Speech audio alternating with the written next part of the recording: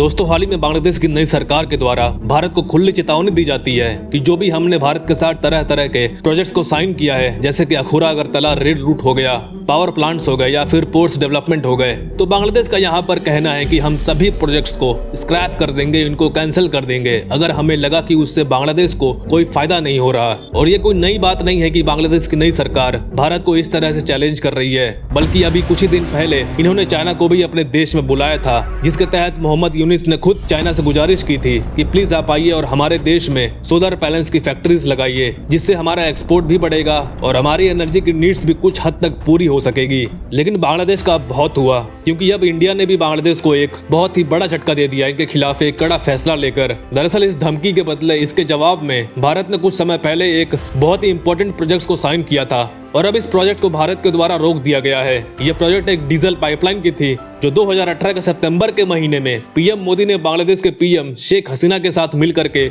इसका समझौता किया था कि हम लोग इंडिया और बांग्लादेश के बीच में ऑयल पाइपलाइन की कंस्ट्रक्शन को शुरू करने वाले हैं। लेकिन अगले ही साल कोविड आ जाती है, तो उस टाइम पे कंस्ट्रक्शन थोड़ी सी डिले हो जाती है, लेकिन फाइनली इसकी कंस्ट्रक्शन 2023 के मार्च के महीने में कंप्लीट हो जाती है और तुरंत ही अनाउंस किया जाता है कि अब बांग्लादेश भारत से फ्यूल को इंपोर्ट करना स्टार्ट करेंगे, वो भी पाइपलाइन के जरिए। और ये पाइपलाइन में हमारी नुमालीगढ़ रिफाइनरी से एक ट्रेन के जरिए ऑयल को पहुंचाया जा रहा था सिल्लीगुड़ी तक, और फिर सिल्लीगुड़ी से पाइपलाइन के जरिए बांग्लादेश के दिनाजपुर तक पहुंचाया जाता था, और पाइपलाइन की टोटल लेंथ 131 किलोमीटर तक थी। और तब इसी प्रोजेक्ट में जब शेख हसीना की सरकार थी, तो भारत ने यहाँ पर कहा था कि हम इस ऑयल पाइपलाइन को और ज्यादा एक्सपैंड करेंगे और ज्यादा बढ़ाएंगे, ताकि बांग्लादेश के बाकी इलाकों में भी इस पाइपलाइन के जरिए ऑयल को पहुंचाया जा सके, जिससे बांग्लादेश में फ्यूल की नीड्स जल्द से जल्द पूरी हो सकेगी। लेकिन अब इंडिया ने बोला है कि हम इस प्रोजेक्ट को यहीं बंद कर रहे हैं, क्योंकि बांग्लादेश में अब एक नई पॉलिटिकल क्राइसिस आ चुकी है, जिसमें बांग्लादेश की नई सरकार का झुकाव इंडिया को छोड़कर चाइना की तरफ ज्यादा है।